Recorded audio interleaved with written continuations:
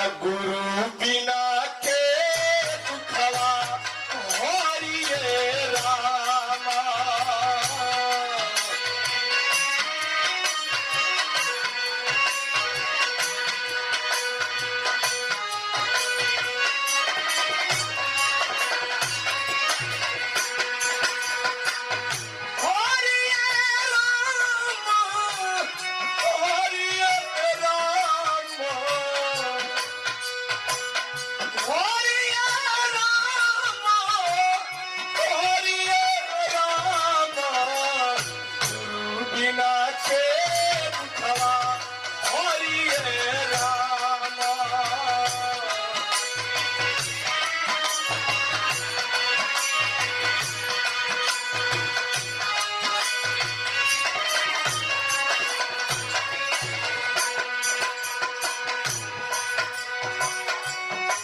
गुरु जी हमनी खातिर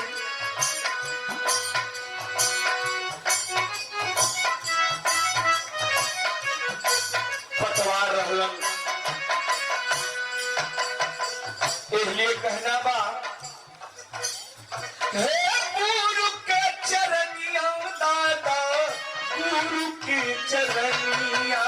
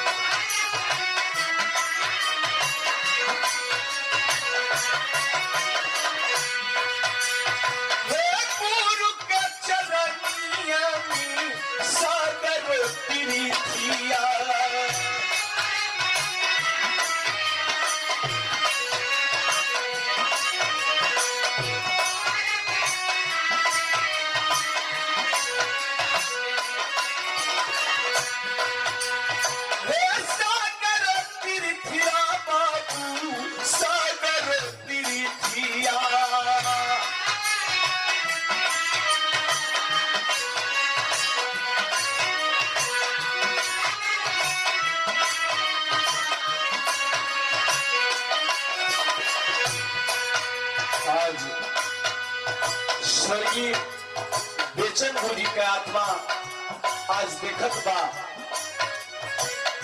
गुरु की चरण में सगरे तीरथ हो गए बाबू। इसलिए कहल गई गुरु के चरनिया दादा, सागर तीर्थिया।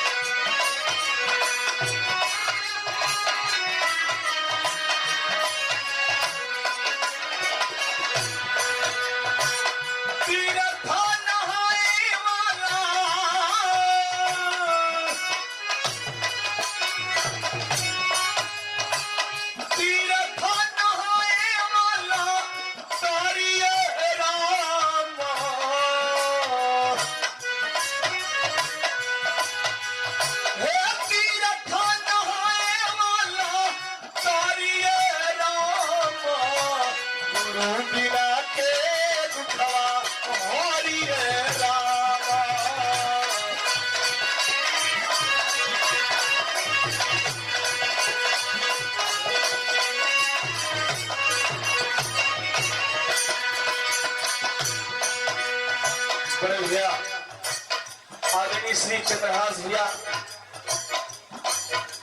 आज ऐतिहासिक कार्य किए, सभी कलाकारों को सम्मान दिए बुलाए। गुरु जी की पुण्यतिथि में बहुत बहुत रुपए का पुरस्कार हमारे बड़े भ्राता श्री काशीनाथ राजभर जी, हमारे बड़े के भैया आप आदरणीय श्री लाल साहब जी, सबके चरणों में कोट सा नमन। पहले के पुरनिया लोग गा के गए हवन, जवन मजायाम को चटनिया, जवन मजायाम को चटनिया, दावन सोवा धनिया बेलाई।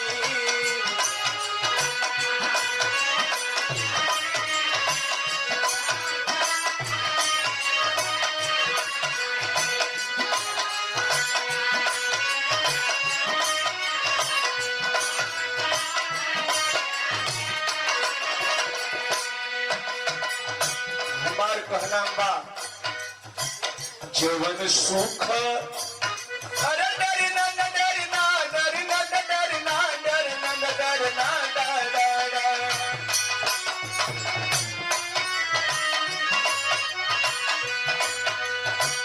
जवन सुख गुरु के चरनिया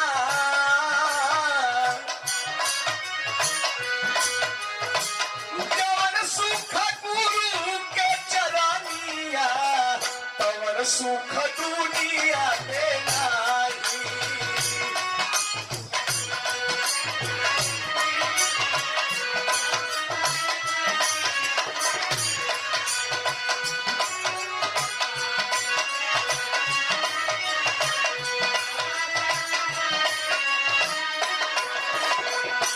बड़े भैया आप श्री चंद्रहास भैया के बड़े पिताजी आप भवनी के मार्गदर्शक हुए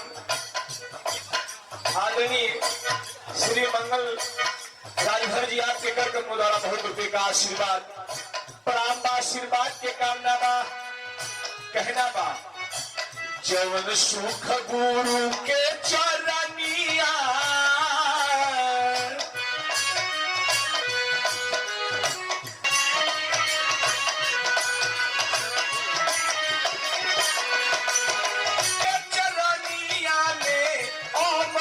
के धारा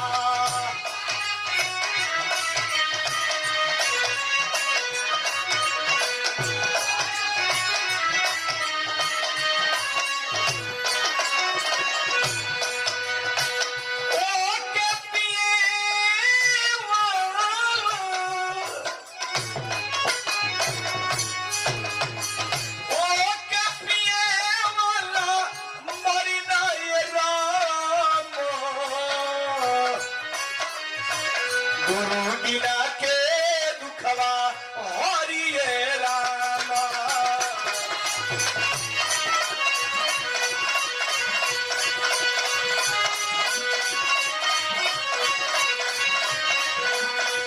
हरिये रामा हरिये रामा हरिये रामा हरिये रामा गुरु बिना के